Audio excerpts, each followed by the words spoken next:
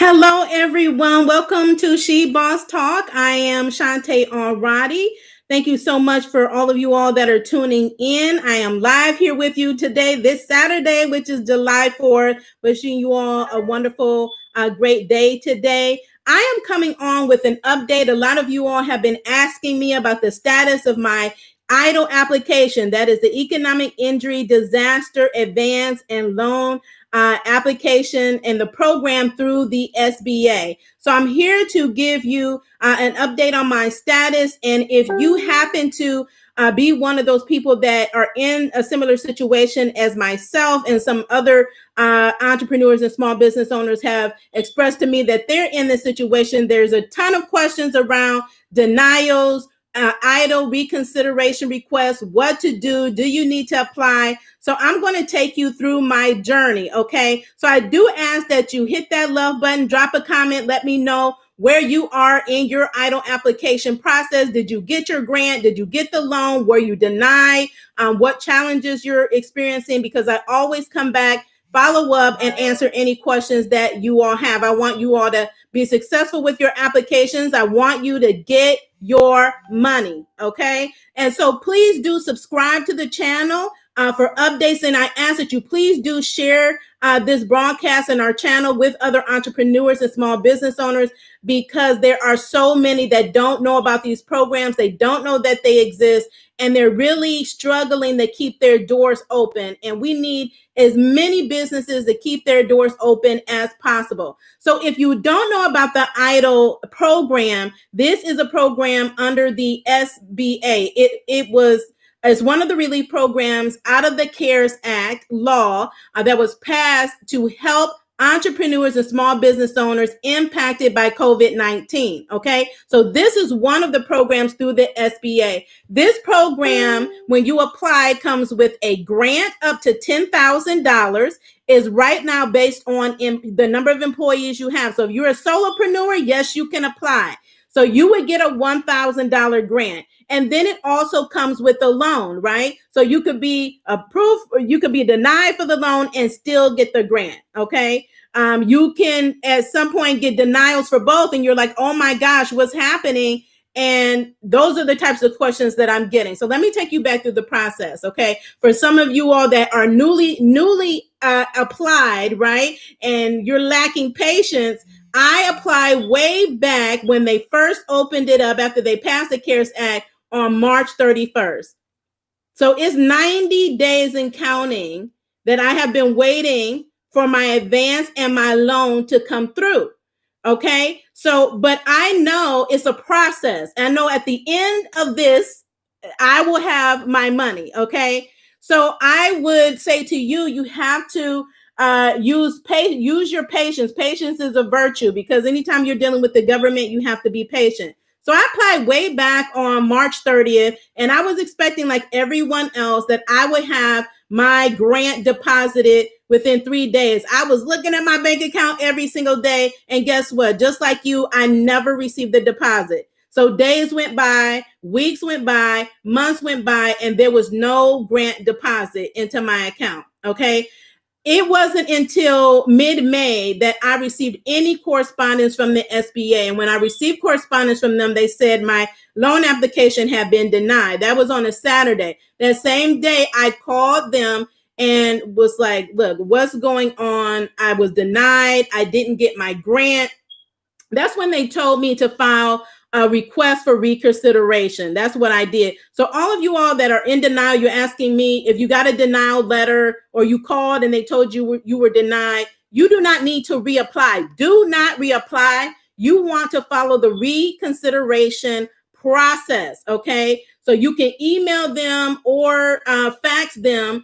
The information is on the letter. It's also in the description of this video, how to email them, the contact number and everything. So that's what I did that same day. I don't hesitate. I don't delay. I just want to make sure I follow through to the process timely. So I did that. So then the next thing that happened, I think I didn't hear back from them until June, early June. And they sent me two separate correspondence. They sent me one for the advance and they sent me a separate one for the loan. Okay. So understand they're processing them separately. Okay, so some of you all, you see your grant deposits, congratulations. And you're like, well, what is this? I just got $1,000 deposited. That is the grant, okay? And some of us, like myself, I never received it. So they sent me an email asking me to update my information. I did that. And so if you didn't get the grant, know that you were entitled to the grant. It's not because you were denied the loan that you didn't get the grant. It's most likely that there is some issue with verifying your banking information. They need to be able to verify your bank account. So it could be misplaced numbers. It could have been how you submitted your information. So if the bank doesn't, if your banking information doesn't match either your name or your business name, that's going to be a problem as well. So they will send you an email for you to update your information. After that, you should be able to expect a deposit. Okay. So that's what I was expecting when I submitted my information way back on June 30th, on June 10th. So it's now going on 30 days since I updated my information that I'm still waiting. Okay. So that's the advance. The loan, same day or the next day, I received another correspondence about my loan, right? Because it was denied, and it was denied on credit. I don't have bad credit. So what I explained to everyone else, that if your denial is based on credit, you can't assume that it's just solely on your credit score. There could be other factors that cause them to say that you're denied based on your credit, but that is not the end of it. You just need to explain to, just based on what they deny for, address the denial. So if you feel like you have a good credit score and you're credit worthy, explain that. Explain why you need this grant, how you were impacted by COVID-19, and that you need the funds to be able to keep your doors open. Okay. And keep it simple. You don't have to have a long, drawn out article that you submit to them. Just keep to the focus of why they denied you. Denials, they deny people on various reasons. I've heard some that they submitted information and it was a credit issue. It could have been verification issue. It could have been the fact that they didn't feel like you had an economic injury. You have to explain that you did. So if you suffered losses, let them know you did. If you missed out on revenue, or if you had a significant decrease, if it was a 25% decrease, a 50% or 100%, you need to state that. You know what the difference was. You were making money. You had regular clients. Now you don't have any. So just explain that to them in your reconsideration request. Okay. I'm requesting reconsideration. You always want to make sure you put your application number in the subject line so they can track it to your application. Okay. And then in the body, just keep it concise with the facts, no long drawn out story. This is my reconsideration. I'm requesting on the basis that I have good credit, or I can explain that I have credit worthiness. This is why I need this funding for my business to keep my doors open, and I need this money. You can also use a reconsideration to request additional funding. Okay, you don't necessarily have to submit another application.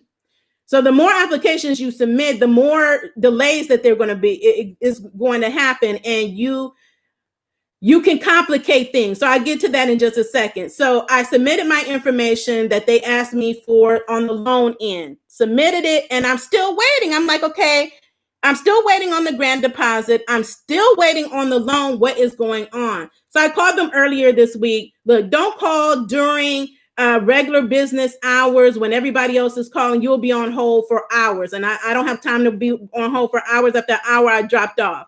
So to me, every time I've called on a Saturday, I was able to get through. Okay. So I called on earlier this week. They said it would be escalated because I've been waiting since March. If you've been waiting for since June and you just submitted it, be patient. Okay. But there's those of us that have been waiting for a long time for our advances and loans to process.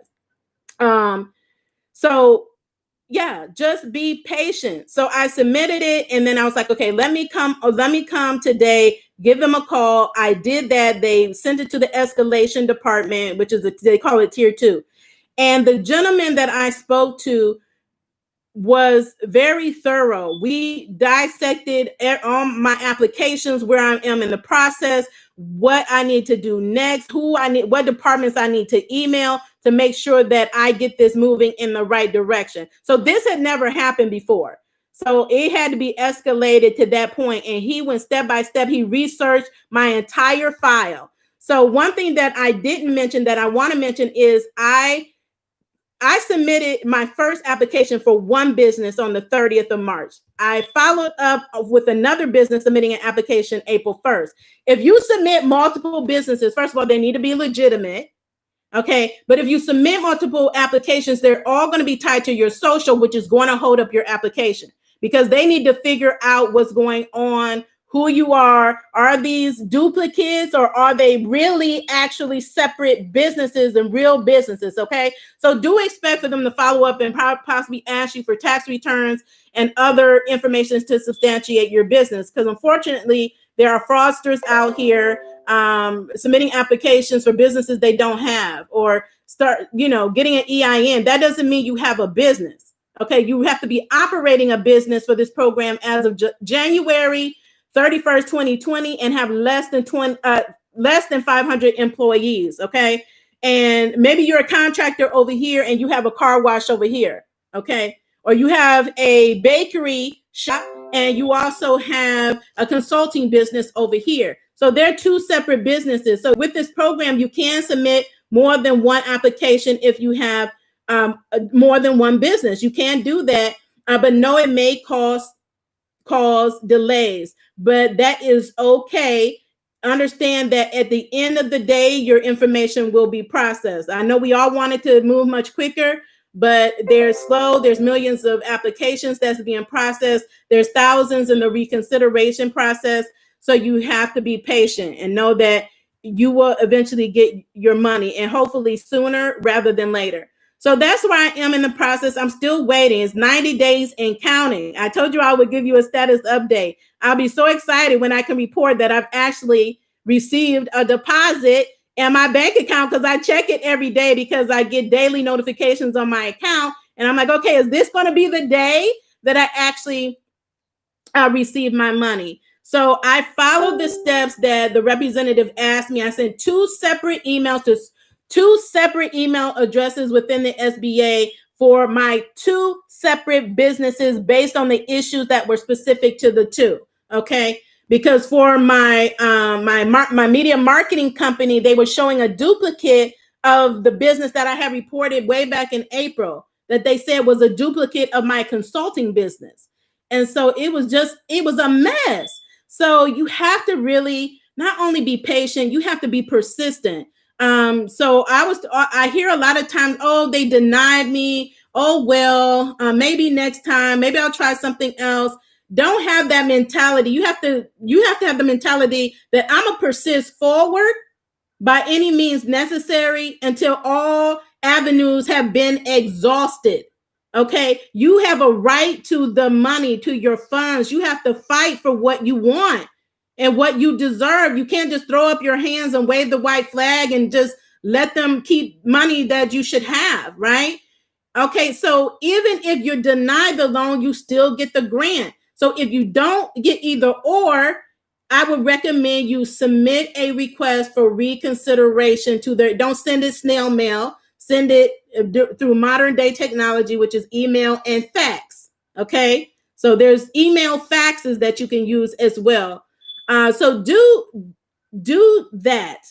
Be persistent. Know that you may have to be a little bit patient. You new applicants, you've been getting deposits like same day. Be thorough. When you're filling out the EIDL application, be intentional about going field by field, point by point, making sure you have all your information in there, making sure it's accurate and correct.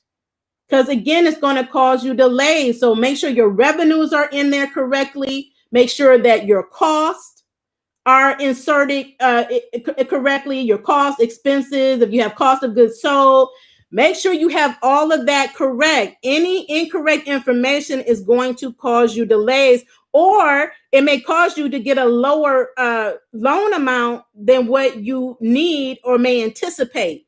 because you have the wrong information in the fields. I have another video that walks you step by step through the EIDL application process for those of you that have not already applied. And then I have other videos on the reconsideration process. Okay. So in every one, I put the reconsideration information details where you can follow up with that. But be patient. Do follow up with the SBA. File your reconsiderations. If you have more than one business that is suffering, again, it needs to have been impacted by COVID-19. But you can submit a second application for a totally separate legal business that has been in operation as of or before January 31st, 2020. Okay. So please do drop your comments, drop your questions. I always circle back after the broadcast to answer. I want to make sure that you overcome any and all challenges so that you get your money. I do also want you to come back and update me on the status of your application. And I thank you so much for those of you who have been doing it. Congratulations to all of you who have been getting your grants and your loans funded. And also, if you have your loan funded, I've heard a lot of people say, I was funded, but I don't want the loan. It's my recommendation that if you get a loan that's $5,000 or more, that you take it. In case, hold on to it, because COVID-19 is on the rise in the US. There's so many businesses impacted. You just don't know if you may need the money. So even if you just hold on to it and you pay it, just pay the SBA back later, you can do that without any early payment penalty. So don't think twice about rejecting the loan and saying, oh, I'm not going to take the loan when you need cash. Businesses need money, okay, right now. And if you don't spend it, oh, good, just give it back. And there's no penalties for that. But you don't want to be in a predicament, and you may be good now, but we don't know what to expect this month, next month, or the months down the road with this pandemic. So you want to make sure that you have cash. Okay, so that's what I would recommend for you is your decision. Do what's best for your business. Again, as always, sharing is caring. Please do, again, share my videos, share this channel, because there are literally millions of entrepreneurs and business owners that don't know that these programs exist, these relief programs. They don't know that the grants exist to help them with their business, help them keep their doors open, and give them the financial lifeline that they need. So thank you all so much for continuing to share our channel's content, because I'm getting all the great testimonials. Continue to share all of your success stories and your peer success stories. And just know that we're in this together. Okay. Continue to just strive for greatness. Stay safe and in good health. And I will talk to you later when I have another update. Have a wonderful day. Enjoy your July 4th. Bye.